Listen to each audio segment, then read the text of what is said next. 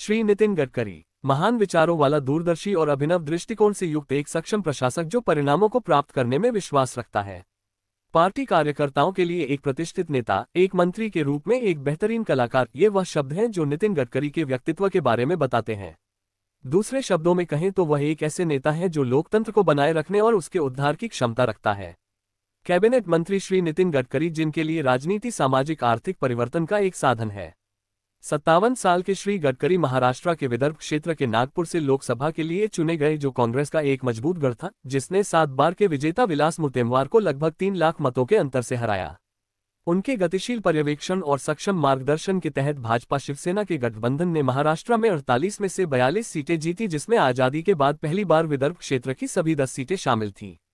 नितिन गडकरी जन्म 27 मई 1957 महाराष्ट्र के नागपुर शहर में किसान के घर में हुआ था। नागपुर में ही राष्ट्रीय स्वयंसेवक संघ का मुख्यालय भी है। श्री गडकरी की मां का उन पर बहुत प्रभाव था और उन्होंने उन्हें सामाजिक कार्यों की भावना से प्रेरित किया। समाज के सभी वर्गों के कल्याण के लिए काम करने की निस्वार्थ प्रेरणा उन्हें मिली। आरएसएस से जुड़ने और राष्ट्र निर्माण के अपने मिशन के लिए उन्हें अपने प्रारंभिक जीवन में भी प्रेरणा मिली। नितिन गडकरी एक भारतीय राजनीतिज्ञ हैं जो वर्तमान भारत सरकार में सड़क परिवहन और राजमार्ग मंत्री, वो सबसे लंबे समय तक सेवा देने वाले सड़क परिवहन और राजमार्ग मंत्री भी हैं, जिनका कार्यकाल वर्तमान में 9 वर्षों से अधिक है। बात है जून 1975 में इंदिरा गांधी द्वारा आपातकाल लागू करना उनके जीवन का महत्वपूर्ण मोड़ था और उन्होंने कानून का अभ्यास करने के बजाय देश की सेवा के लिए अपना जीवन समर्पित करने का फैसला किया। गडकरी ने एम.कॉम, एलएलबी और diploma in business management (DBM) का अध्ययन किया है। श्री गडकरी ने अखिल भारतीय विद्यार्थी परिषद (एबीवीपी) के छात्र नेता के रूप में राजनीति में प्रवेश किया और बाद में भाजपा की युवा शाखा जनता युवा मोर्चा में शामिल हो गए। वह खुद को एक पेशेवर राजनेता नहीं मानते हैं, बल्कि राजनीति को समाज सेवा के रूप में लेते हैं, जिसमें गरीबों के लिए, समाज और दलितों के लिए परियोजनाओं की शुरुआत करना शामिल है। श्री गडकरी 1989 से महाराष्ट्र विधान परिषद के सदस्य रहे हैं। वह 1999-2005 तक महाराष्ट्र विधान परिषद में विपक्ष के नेता भी रहे। वह 2009 तक महाराष्ट्र प्रदेश भाजपा के अध्यक्ष रहे और जब वह भाजपा के राष्ट्रीय अध्यक्ष के पद पर आसीन हुए तो पार्टी के सबसे युवा अध्यक्ष बने। वह 1995 और 1999 के बीच महाराष्ट्र में पीडब्ल्यूडी मंत्री थे, जिसके बाद ही उन्हें बुनियादी ढांचा परियोजनाएं शुरू करने का पहला अनुभव मिला।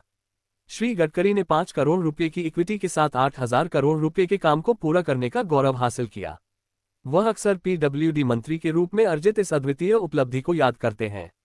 श्री गडकरी राज्य को रुपये आवंटित करने के लिए मनाने में कामयाब रहे।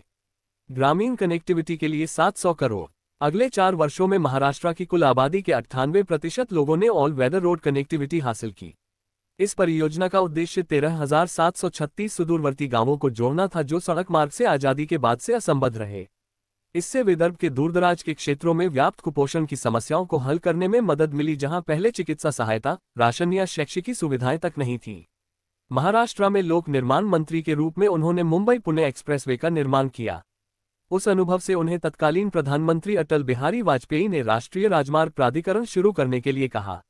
वाजपेयी सरकार ने उन्हें राष्ट्रीय ग्रामीण सड़क विकास समिति का अध्यक्ष नियुक्त किया। कई बैठकों और अध्ययनों के बाद श्री गडकरी ने अपनी रिपोर्ट केंद्र सरकार को सौंप दी और प्रधानमंत्री वाजपेयी को उन्होंने इस पर एक प्रस्तुति दी। उनकी रिपोर्ट को स्वीकार कर लिया गया और एक नई ग्रामीण सड़क संपर्क योजना, जिसे अब लोकप्रिय ग्राम सड़क योजना के रूप में जाना जाता है, लॉन्च की गई। श्री गडकरी के पास एक मजबूत भारत के लिए एक दृष्टिकोण है और वही ईमानदारी से मानते हैं कि 21वीं सदी की राजनीति प्रगति और विकास की राजनीति है।